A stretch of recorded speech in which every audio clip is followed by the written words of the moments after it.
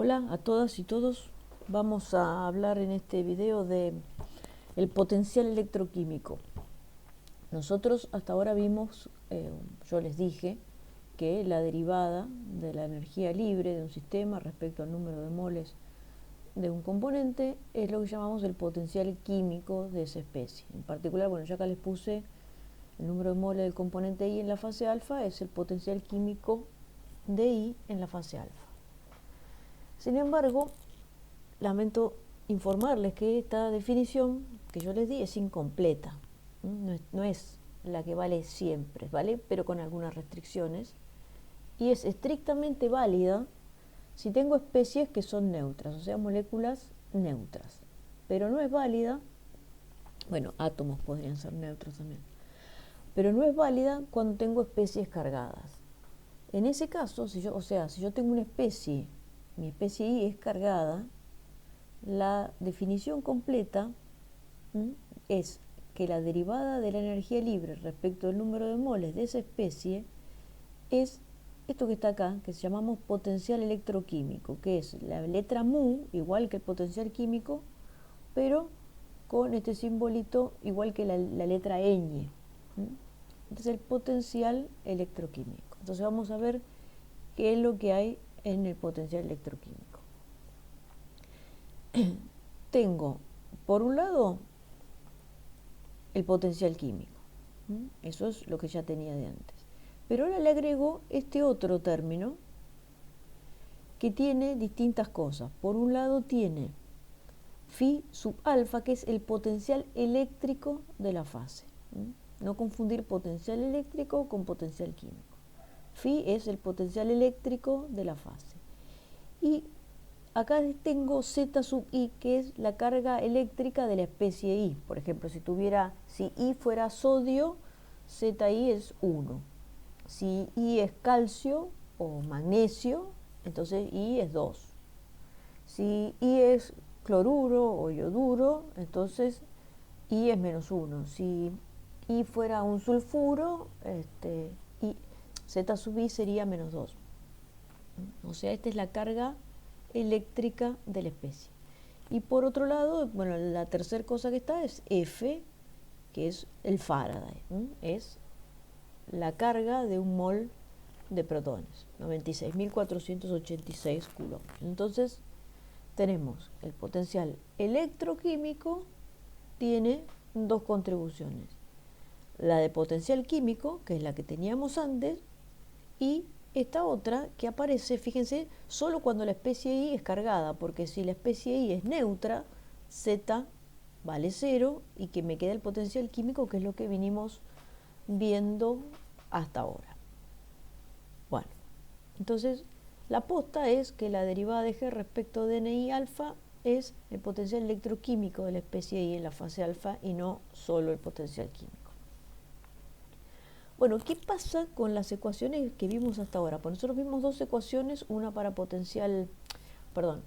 equilibrio químico y una para equilibrio físico o equilibrio para la transferencia entre dos fases. Entonces vamos a ver qué ocurre con las ecuaciones que vimos hasta ahora si en lugar de considerar potencial químico ponemos el potencial electroquímico. Empezó por equilibrio químico. Bien. Entonces, tenemos que ahora la derivada de G respecto del avance de reacción, yo había visto o había dicho que esto era la sumatoria de los nu sub I por los mu sub I. Pero en realidad, ahora lo que digo es que es la sumatoria de los nu sub I por los mu sub I electroquímicos, porque esa es verdaderamente la derivada de G respecto del número de moles de una especie. Entonces, tuve que adaptar la ecuación que tenía y en lugar de tener mu, pongo mu electroquímico.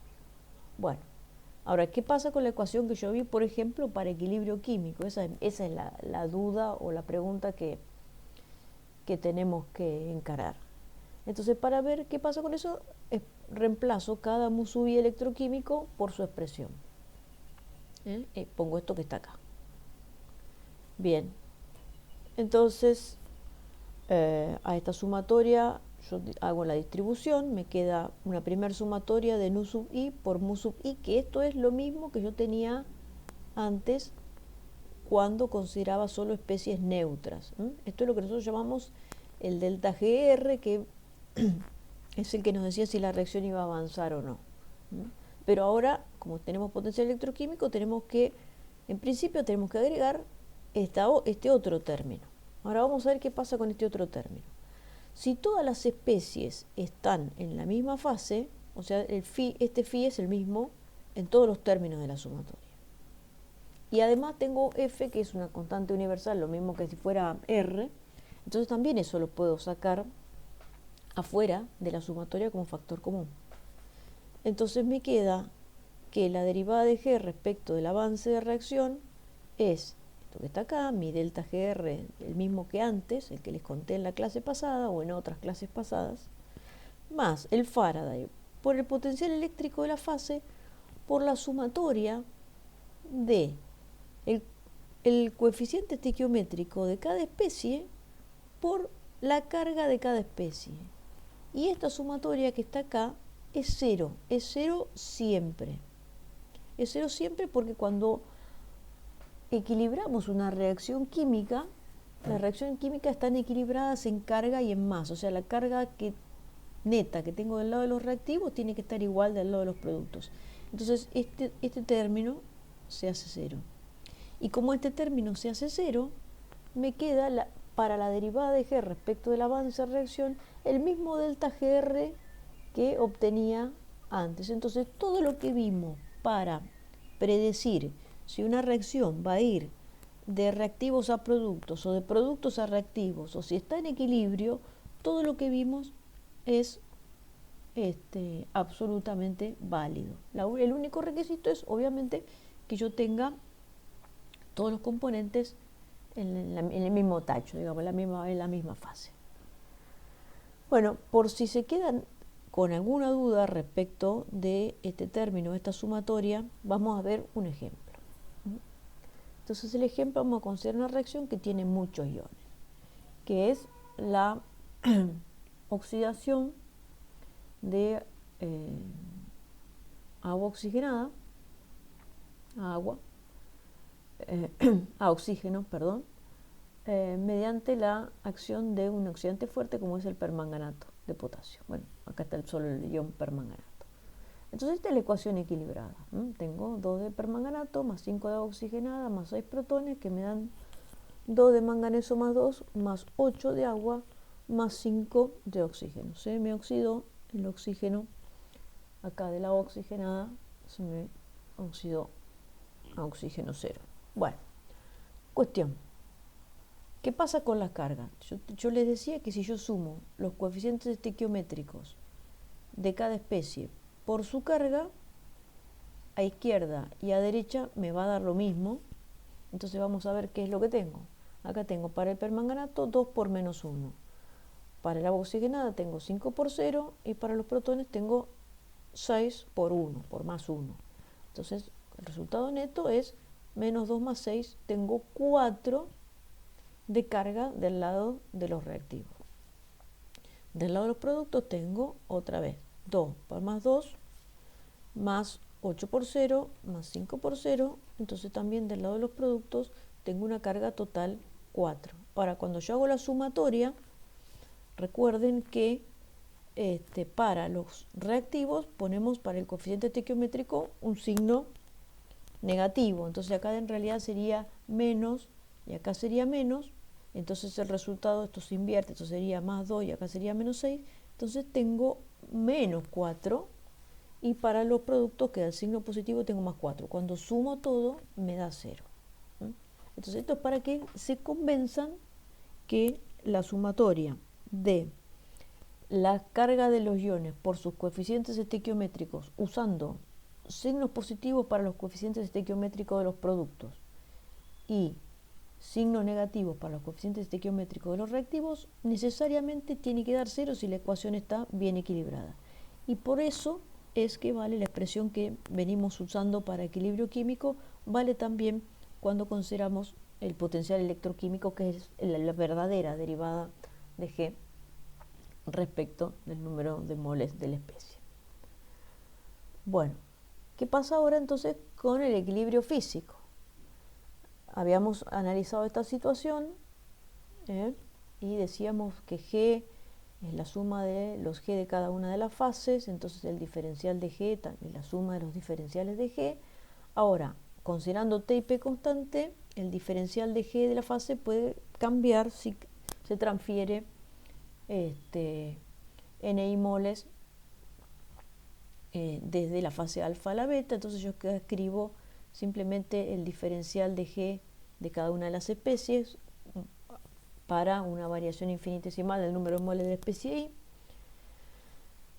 Pongo todo esto junto y después, otra vez, acá hacemos, esta derivación ya la hicimos varias veces, pero digamos lo que hacemos es metemos contenido físico diciendo que estos diferenciales no son independientes, sino que lo que sale de I entra a alfa y lo que sale de alfa entra, perdón, lo que sale de alfa entra a beta y lo que sale de beta entra a alfa, o sea que el diferencial de N y beta es menos el diferencial de N y alfa, entonces me queda esta ecuación para el diferencial de G de la transferencia, que es exactamente la misma que teníamos antes, excepto que en lugar de tener los potenciales químicos, tengo los potenciales electroquímicos. Entonces vale todo igual que antes. Si los potenciales electroquímicos son iguales, entonces ninguna transformación, ninguna transferencia de I puede reducir G aún más, y entonces tengo el diferencial de G es idénticamente igual a 0 y estoy en equilibrio. Y en cambio, si son diferentes, entonces tengo que ver qué transformación es la que conduce a un diferencial negativo, ¿no? Esa es la transformación que hace que el G del sistema disminuya. Entonces, si mu electroquímico de I en la fase alfa es mayor que el mu electroquímico de I en la fase beta, lo que voy a tener es que para que el diferencial de G sea negativo, el diferencial de N y alfa tiene que ser negativo, porque este primer factor es positivo. Entonces eso significa que I va de la fase alfa a la beta, o sea, va de donde tiene mayor potencial electroquímico a donde tiene menor potencial electroquímico. Y al revés, si el potencial electroquímico de I en beta es mayor que en alfa, entonces el diferencial de N y alfa es positivo, eso significa que I está pasando desde beta a alfa. Bueno, vamos un cachito. Entonces, por ahora, digamos, vemos qué es lo que va a pasar de acuerdo a las relaciones, a las comparaciones que podamos hacer entre los potenciales electroquímicos, pero yo quiero saber estas desigualdades, cómo se ven influenciadas por el potencial eléctrico de la fase y por las concentraciones. ¿Y por qué eso es importante? Esto es algo que nosotros no vamos a ver con detalle en el curso de físico-química, pero seguramente lo van a ver en cursos de bioquímica avanzada, no sé cómo se llama, bioquímica 2 o no sé qué, porque, digamos, el tema que estamos viendo es relevante para comprender cómo se transportan las especies a través de la membrana celular. Ustedes saben que a un lado y otro de la membrana celular hay distintas concentraciones de iones tales como sodio, potasio, cloruro, y eso hace que se puedan transferir de manera espontánea algunos de esos iones, y a su vez que para mantener esas diferencias de concentración hay que hacer trabajos o digamos, hay que hacer otras cosas un poco más complicadas para poder mantener esa diferencia de concentración en contra de lo que es espontáneo. Entonces, en el curso simplemente vamos a ver cuándo esa transferencia es espontánea, cuándo no, cómo son los potenciales eléctricos que permiten que haya equilibrio para un ion, y con estas herramientas luego ustedes en cursos más avanzados van a poder estudiar con más detalle ya lo que es biológico en sí. Acá vamos a ver físico-químicamente qué es lo que pasa. Entonces, lo que quiero ver entonces es la dependencia con la concentración. de esto que está acá. Este factor que está acá, que es la diferencia del potencial electroquímico para una especie en dos fases.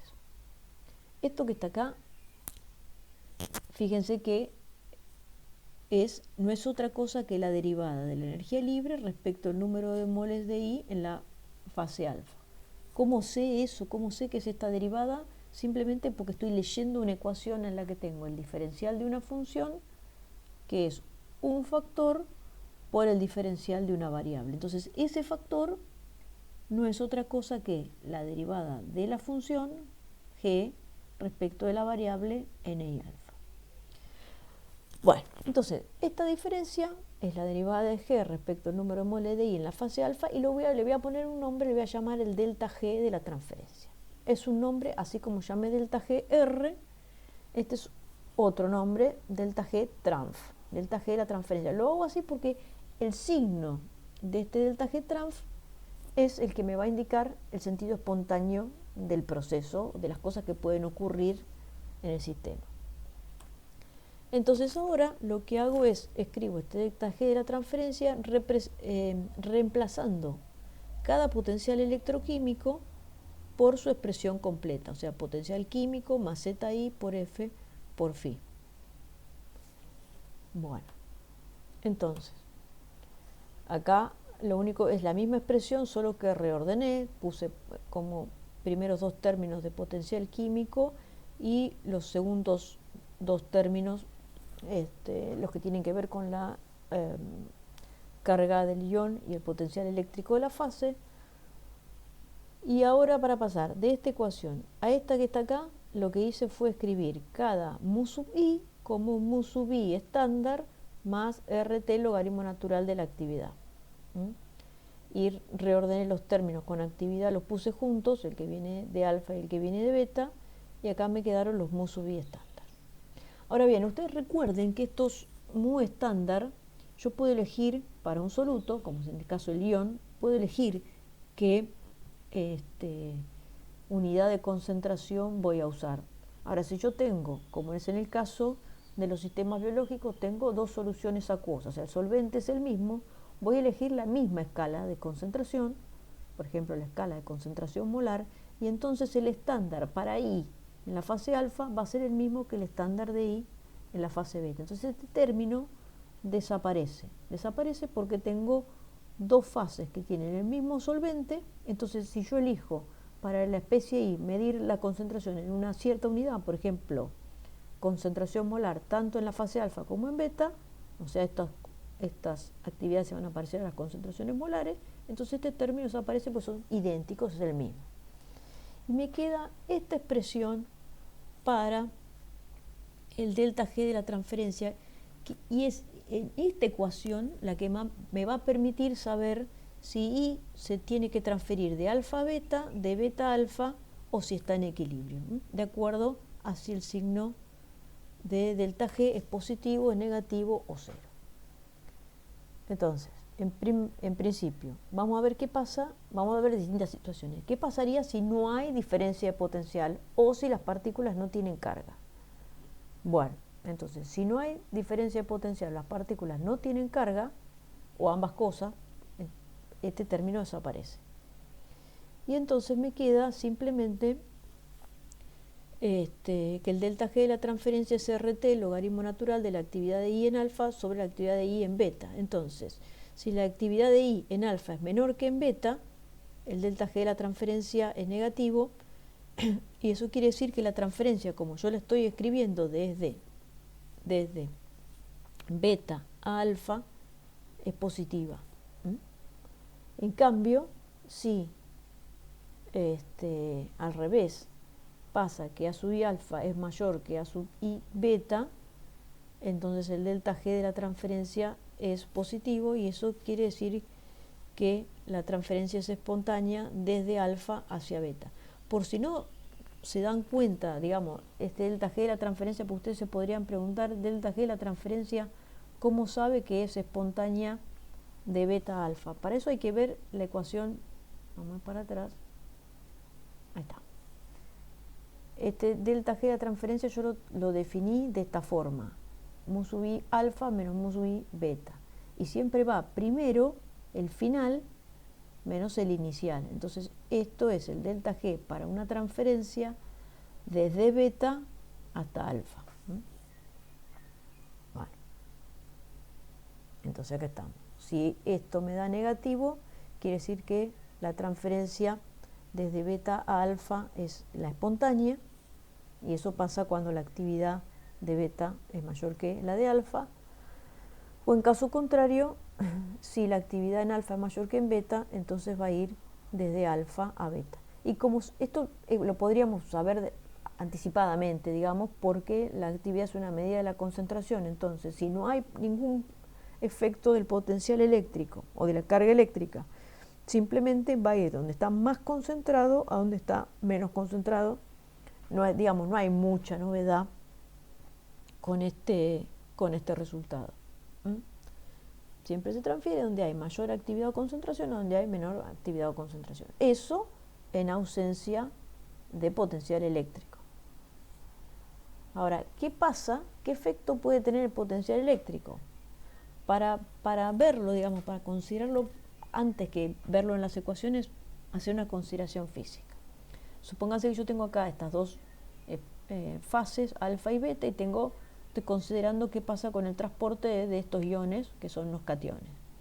Entonces, si yo tengo la situación como está acá, y digamos, si el esquema, la cantidad de puntitos, de bolitas, refleja las concentraciones, tengo más concentración de iones a la izquierda que a la derecha, y el sentido espontáneo de transferencia, de acuerdo a lo que vimos recién, es que pasen desde la izquierda a la derecha, o sea, desde beta a alfa. Ahora, yo puedo evitar esa transferencia, ¿cómo? Y haciendo algo que repela los iones de este lado.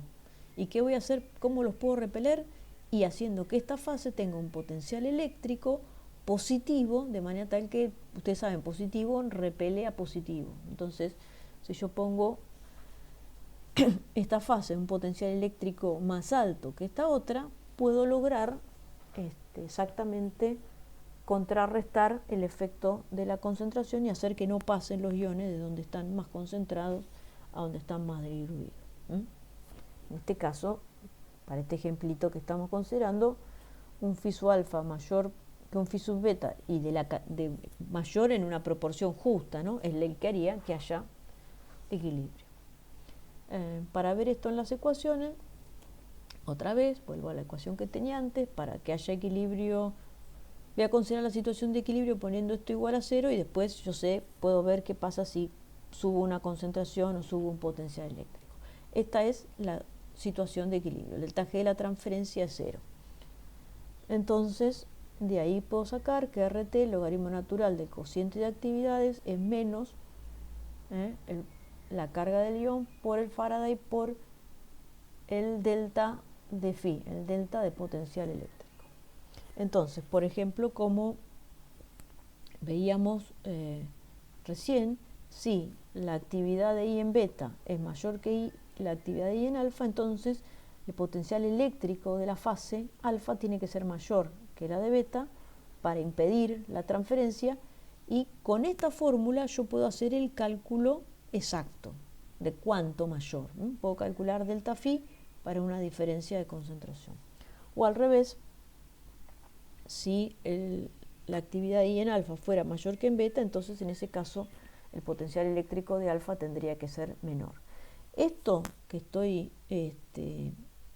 les acabo de decir vale si ZI es positivo.